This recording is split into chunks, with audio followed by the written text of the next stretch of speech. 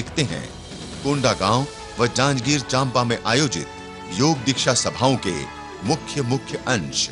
कोंडा गांव में आकर के तो ऐसा लगता है यहाँ की पूरी जनता, सब ग्रामवासी, वनवासी, बच्चों से लेकर के बुजुर्गों तक, माँ बहन बेटियों से लेकर के इन पिता तुल्य सब हमारे वरिष्ठ नागरिकों का एक बार सबकी ओर से अभिनंदन है। आपकी योग निष्ठा को, आपकी राष्ट्र निष्ठा को, निष्ठा को प्रणाम है।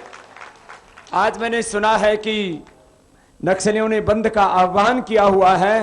बंद के आह्वान के बावजूद आप इतनी बड़ी संख्या में आए हैं। आपकी श्रद्धा को, आपकी भक्ति को, आपकी निष्ठा को मेरा बहुत बहुत प्रणाम है। भाई बहनों, आइए मिलकर के प्रार्थना के दो शब्द पहले बोलेंगे, उसके बाद में आगे कुछ बोलेंगे।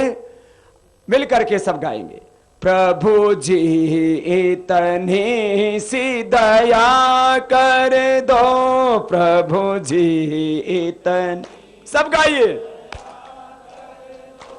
हमको भी तुम्हारा प्यार मिले, हमको भी तुम्हारा, कुछ और भले ही मिले ना मिले, कुछ और भले ही मिले, प्रभु दर्शन का अधिकार मिले, प्रभु दर्शन का, मन मंदिर में दातार मिले, मन मंदिर में दातार मिले। बोलिए भारत माता की, गौ माता की, सत्य सनातन वैदिक धर्म की, वंदे वंदे। आज नवरात्र पर देवी स्वरूपा, भगवती स्वरूपा, दुर्गादि अनेक रूप जिस भगवती मां के हैं, इन श्रद्धामयी माताओं बहनों को प्रणाम करता हुआ, और हमारे जितने भी देवी देवता हैं सबके हाथ में शस्त्र मिलेगा और शास्त्र मिलेगा। शास्त्र होता था धर्म बोध के लिए, आत्मबोध के लिए, मुक्ति के लिए, और शस्त्र होता था पाप अधर्म अन्याय के विनाश के लिए। और वही काल अभी भी आया हुआ है, अभी भी यही काम हमें करना है।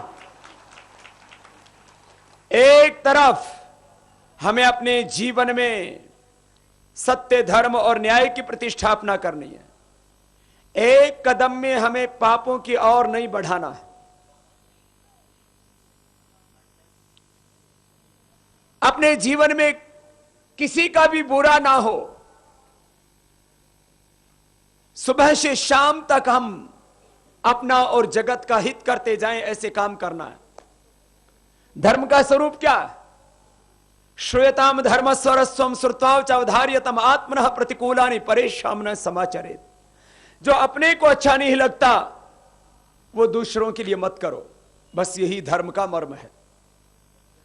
धर्म का दूसरा लक्षण और उसका स्वरूप और जो सहज भीतर से प्रकट होता है वो ये कि जिस काम को करने से आत्मा रोके, चाहे सारी दुनिया की संपत्ति सामने नजर आती हो, उधर कदम मत बढ़ाना। और जिस काम को करने में आत्मा साथ दे, चाहे सारी दुनिया की विपत्ति हो, उस काम को जरूर करना। यही धर्म का मर्म है।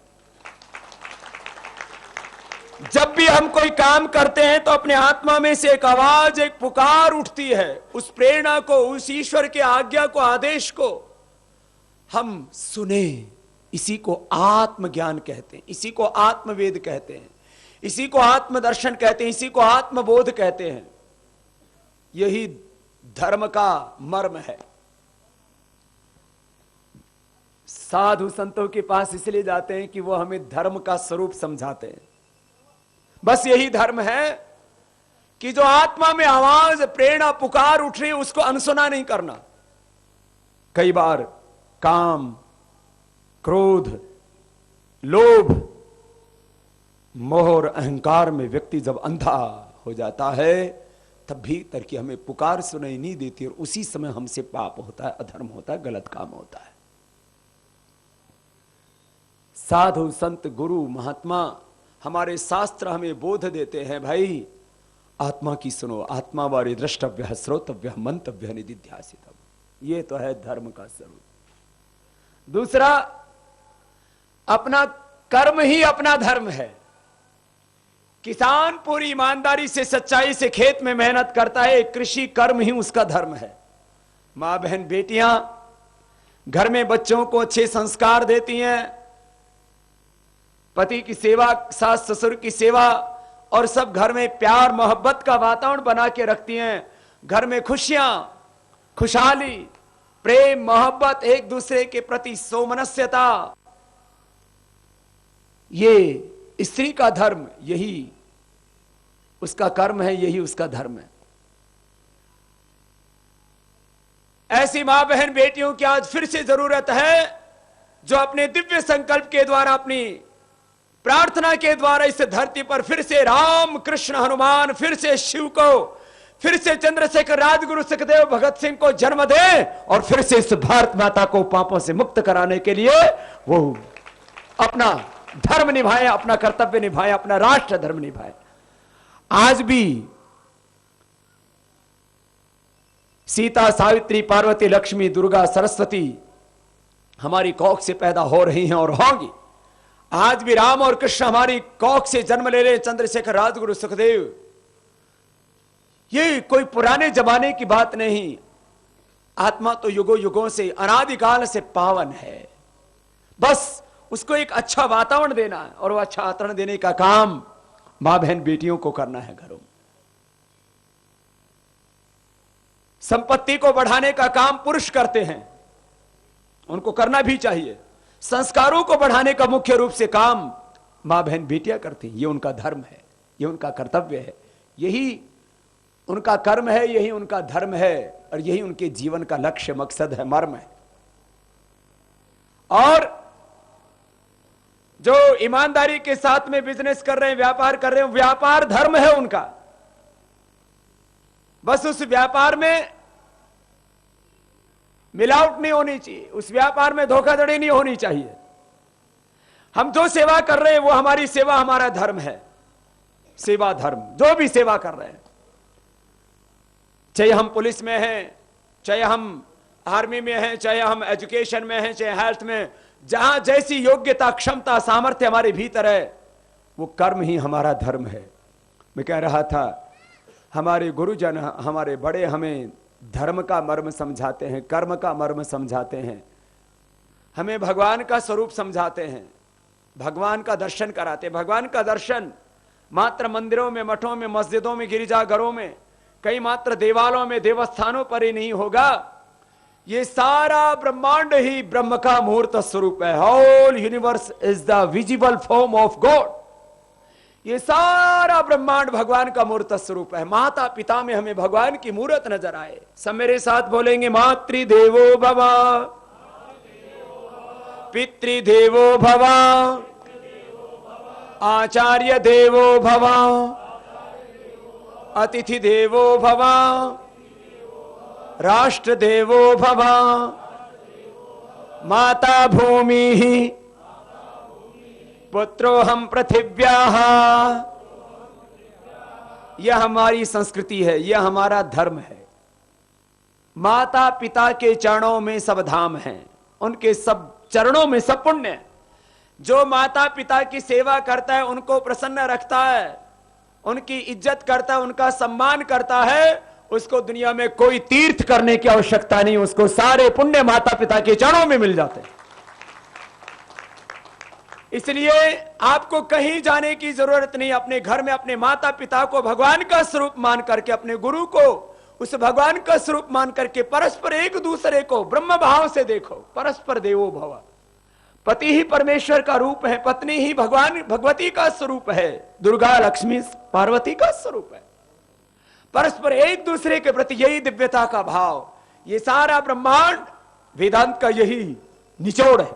सारा ब्रह्मांड ब्रह्म का मूर्त स्वरूप है। इसलिए मैं मठों में, मंदिरों में, देवस्थानों पर मैं पूजा नहीं करता, मैं तो नर के भीतर ही नारायण की पूजा करता हूं और उसको खुशहाल देखना चाहता हूं। जिंदगी का एक सपना है कि एक भी व्यक्ति की मौत भूख और बीमारी से ना हो और सारा भारत मेरा स्वस्थ बने और समृद्ध बने। इस सपने को लेकर के रात दिन घूम रहा हूं। आप लोग तो नवरात्र में 9 दिनों का अनुष्ठान करते हो और मैंने तो अभी कुछ दिन पहले ही संकल्प लिया था। अब विधानसभा और लोकसभा का चुनाव करीब ये 9 महीने का कालखंड है। आप मां की पूजा करते हो, मैंने भारत माता की पूजा के लिए 9 महीने का अखंड अनुष्ठान किया हुआ है। अब इन पापियों का विनाश करना है और इन बुरे लोगों का राज खत्म करना है। बात हो गया। मेरे से एक बोले, बाबा पहले रावण, कंस, जरासंध ये सब पैदा होते थे, ताड़का, पूतना क्या अब पैदा नहीं होते? महर्षि विश्वामित्र दशरथ के पास गए, राम और लक्ष्मण को लेकर के आए। किस लिए लेके आए थे? कुछ याद है रामायण के प्रसंग? किसका वध करने के लिए? ताड़का सबसे परेशान कर रही थी। वो ऋषि मुनियों के खून को पी जाती थी और उनकी अस्थियों के ऊपर, हड्डियों के ऊपर नृत्य किया करती थी और उसको इतना अहम हो गया था कि मैं सबसे ज्यादा शक्तिशाली हूं, मुझे कोई नहीं मिटा सकता, कोई नहीं हटा सकता। ऐसे ही पूतना को भी अहंकार हो गया था। भगवान राम ने ताड़का, भगवान कृष्ण ने पूतना का वध किया था। कितना पावन देश हमारा, और फिर भी अपने देश में कितना दुख और कितनी दरिद्रता। मैं बार बार कहता हूं, 500 साल पहले अमेरिका कोई का अता पता नहीं था। कोलंबस अमेरिका को खोजने के लिए नहीं निकला था, वो इंडिया को खोजने निकला था। वो तो जहाज में जा रहा था, जाते जाते समुद्र के किनारे कोई मिट्टी दिखाई दी, कोई टापू दिखाई दिया, उस तट पे पहुंचा, उसको लगा मैं इंडिया में आ गया और जहां वो लोग थे उनको रेड इंडियन कह दिया। अभी तक अमेरिका के जो मूल लोग हैं, कनाडा के जो मूल लोग हैं, उनको क्या बोलते हैं? अभी मैं वहीं से लौट के आया हूं 3 दिन पहले, उनको बोलते हैं रेड इंडियन। सारी दुनिया इंडिया की खोज में लगी थी।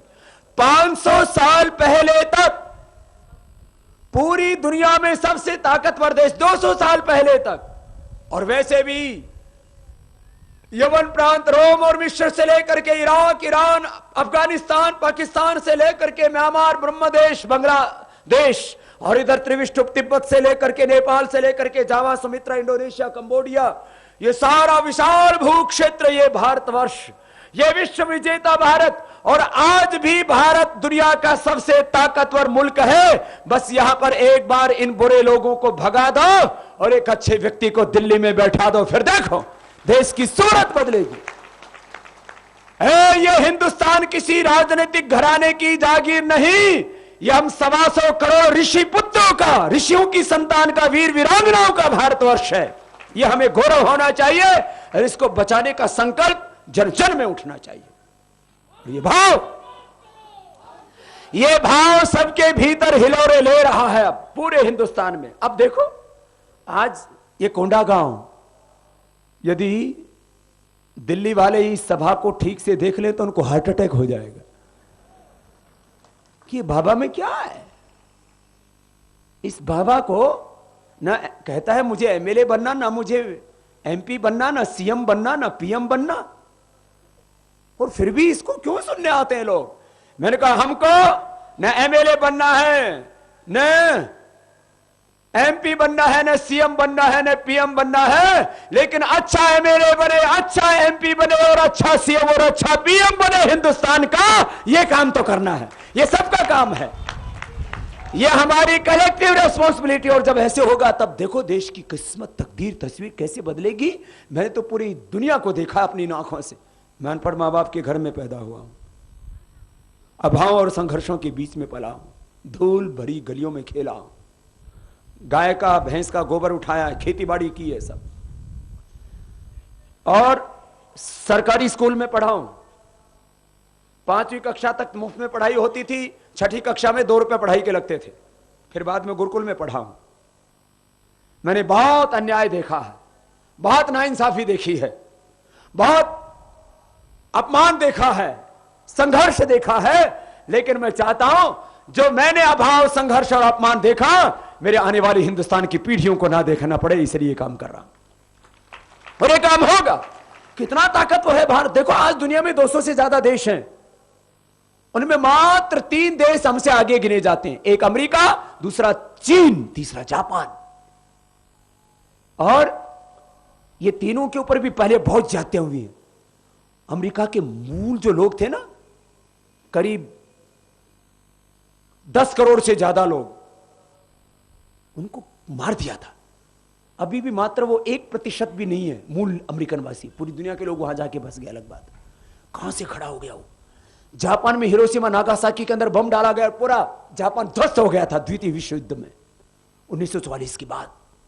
कितने दिन में? 70 साल मात्र। कहां खड़ा हो गया? चीन, जार्क और अलग अलग वहां पर अलग अलग राज चलते थे और क्या क्या नहीं, चीन ने भी खड़ा हो गया। और हम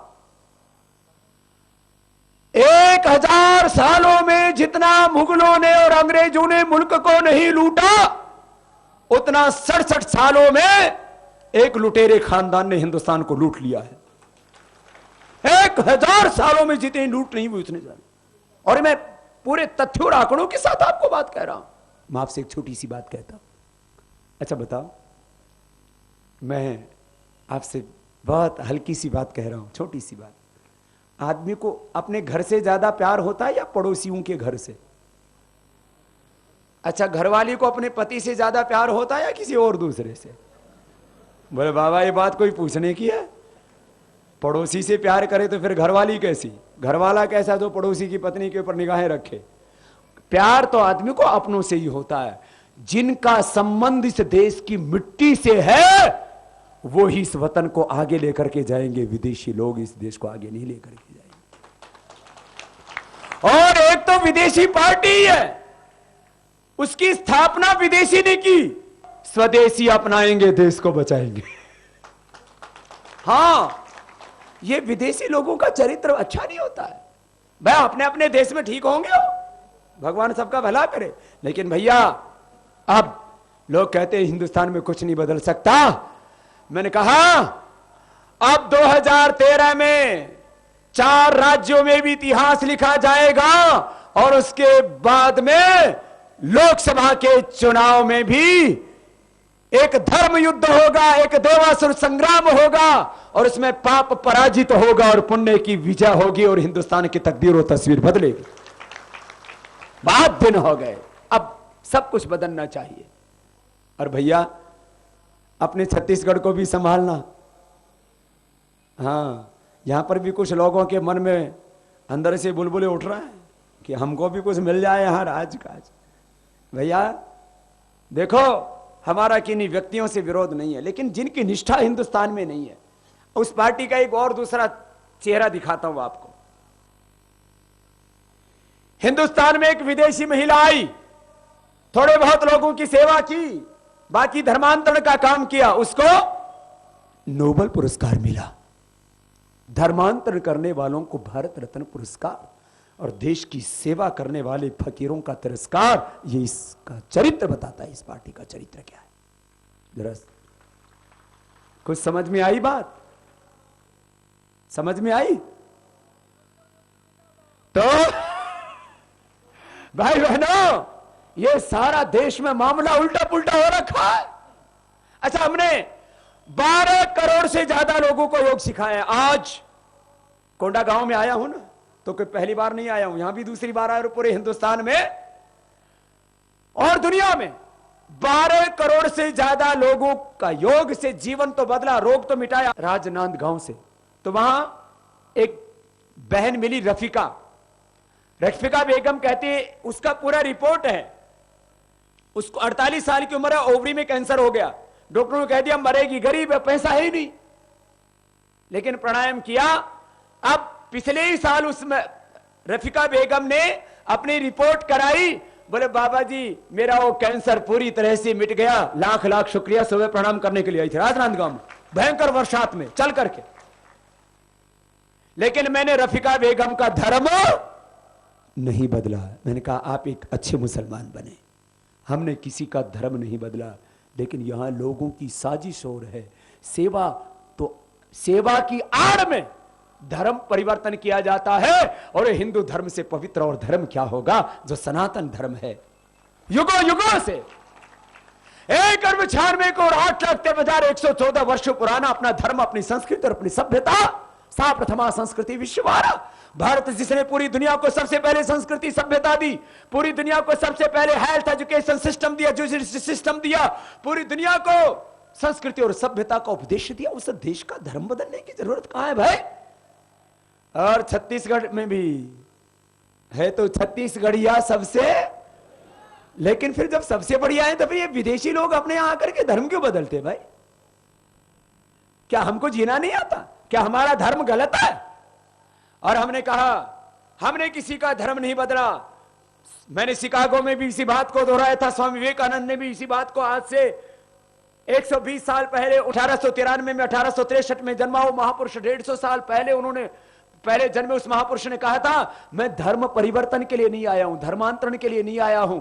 और मैं दूसरे लोग भी जो धर्मांतरण के काम में लगे उनसे आह्वान करता हूं, अरे एक अच्छा ईसाई बनाओ, अच्छा मुसलमान बनाओ, अच्छा हिंदू बनाओ, लोगों के जीवन में शुभ का आधान करो, धर्म परिवर्तन के चक्र में विद्वेष पैदा मत करो। ये बहुत गलत काम हो रहा है और ये बहुत बड़ा षड्यंत्र, धार्मिक षड्यंत्र, आर्थिक षड्यंत्र, राजनीतिक षड्यंत्र, सांप्रदायिक अराजकता, सामाजिक अराजकता, राजनीतिक आर्थिक अराजकता, अशांति, अस्थिरता पूरे देश में बहुत बड़ी साजिशें चल रही हैं। आप लोगों को तो पता भी नहीं, हम उनको देख रहे हैं, जी रहे हैं। हर पल हम अपनी जान हथेली पर रख करके चलते हैं। देश में विदेश में भी जाएं तो बेईमान पीछा नहीं छोड़ते। हिथरो पर भी मुझे 8 घंटे बैठा दिया, आपने देखा ना सबने टीवी पे। 8 घंटा एयरपोर्ट पे मुझे बैठा दिया। मेरे से बोले बाबा आपके नाम रेड अलर्ट है। 3 घंटे बाद तो बैठाया, डिटेन करने के बाद गिरफ्तार कर लिया मुझे वहां। मैंने कहा भाई मेरे ये तो बताओ मैंने क्या गलती की है। बोले आपके नाम रेड अलर्ट है। मैंने कहा मैं तो पूरा ही रेड हूं। बोले रेड अलर्ट होता है बाबा आतंकवादियों और अपराधियों के खिलाफ, जो हार्ड क्रिमिनल होते हैं और टेररिस्ट होते हैं। तो मैंने कहा ये कैसे हो सकता? मैंने कहा ये आया कहां से तुम्हारे पास? बोले बाबा भारत सरकार ने आपके खिलाफ भेजा है। ये अंदर के फिर वहां पता लगा ना मिनिस्ट्रियों में। अरे हिंदुस्तान में जैसे हमको लोग प्यार करते हैं तो वहां पर भी 20-25 एमपी हैं यूके में, वो भी हमारी बात मानते हैं, सुनते हैं। वो लग गए फिर। तो फिर मैंने जब ये बयान दिया, मेरे से बोले बाबा रेड अलर्ट किसने जारी कराया? मैंने कहा मैडम से पूछो। फिर मेरे पुतले जलाए। मुझे पता लगा हिंदुस्तान में जब मैंने ये बात कह दी। मेरे से बोले बाबा पुतले जलाने पर क्या कहेंगे? मैंने कहा जिंदा रामदेव तो फूक नहीं सके तो पुतले फूक करके ही संतोष कर लेते हैं। फूकने की साजिश तो थी इनकी रामलीला मैदान में भी कि बाबा को एक बार फूक दो, थोड़ा रोड़ा रप्पा होगा। लेकिन मैंने कहा इस बार तो तुम्हारा मोक्ष करने के बाद ही भगवान के पास जाऊंगा। भाई बहनों बहुत नाइंसाफी हो चुकी है देश में। अब देश को बचाना है। कितना लूटा है? 100 लाख करोड़ देश के बाहर भेज दिया। कितना? सब बोलो जरा, ये तुम्हें दिलाना है, वापस आना है, थोड़े दिन इंतजार करो। 2014 के बाद माने मार्च अप्रैल के बाद ये काम शुरू हो जाएगा। काला धन भी आएगा, भ्रष्टाचार भी मिटेगा, सबके जीवन में खुशहाली समृद्धि आएगी। अमेरिका, चीन, जापान सब पीछे रह जाएंगे। चिंता मत करो, अब तो थोड़े दिन की बात रह गई है। बस हिम्मत करके जो मैं बता रहा हूं ना, ये बातें सबको बताना। आपस में अब बातें आपस की तू मैं नहीं, सास बहू का सीरियल नहीं। और वैसे तो हिंदुस्तान में अब तो दिल्ली में सास बहू दामाद का सीरियल चल रहा है। सब घोटालों में कितना लूटा? 100 लाख करोड़ देश के बाहर। कितना? जरा जोर से बोलियो। ये 100 करोड़ नहीं, 100,000 करोड़ भी नहीं, 1 लाख करोड़ भी नहीं। कितना? 100 लाख करोड़ ये तो बाहर भेजा है। ये 10% है काले धन का जो देश के साथ धोखा गद्दारी करके लूटा है, 90% अंदर है। वो कितना है? वो अब कितना हो गया? अरे इतना तो हिसाब करना आता होगा। जब 100 लाख बाहर गया, 90% यहां है तो 900, तो कितना हो गया टोटल? 1000 बाहर और भीतर वाला। अंदर किसमें? Illegal gold, illegal mining, illegal land and infrastructure, politics, drugs, काला बाजारी, काले धंधे, इन सब में लगा हुआ है। कितना हो गया टोटल? 1000 लाख। कंप्यूटर चल रहा है कि फेल हो गया? कि पता है कितना है? 500 और 1000 की गड्डी भी बना करके, और यदि सीढ़ी बनाओ तो चांद तक जा करके वापस लौट के आ सकते हो। बोलो बाबा ये इतना लूटा है? यही तो तुम्हें पता नहीं, यही तो बताने आया हूं। 1000 लाख करोड़ नहीं, तुम्हारे 1000 भी लूट ले, 1 लाख भी लूट ले, 10 लाख लूट ले, तो कहेंगे अरे ये तो कैसे होने देंगे? अरे ये तुम्हारा ही पैसा है जो लूट के लेके गए। इतना पैसा है ये जब देश की खुशहाली में लगेगा ना, तो हिंदुस्तान जैसे कहते हैं ना, रातों रात स्वर्ग बन जाएगा। ये सपना नहीं दिखा रहा हूं मैं, आशाएं अपेक्षाएं नहीं जगा रहा हूं, लेकिन ये हकीकत बता रहा हूं। इतना लूट हुई है देश में, इसलिए मैं कहता हूं काला धन सबसे बड़ा मुद्दा है, भ्रष्टाचार सबसे बड़ा मुद्दा है। ये सिस्टम ठीक करो भैया, अपने देश में सामर्थ्य की कमी नहीं है। तो ये तो हुई देश की बात।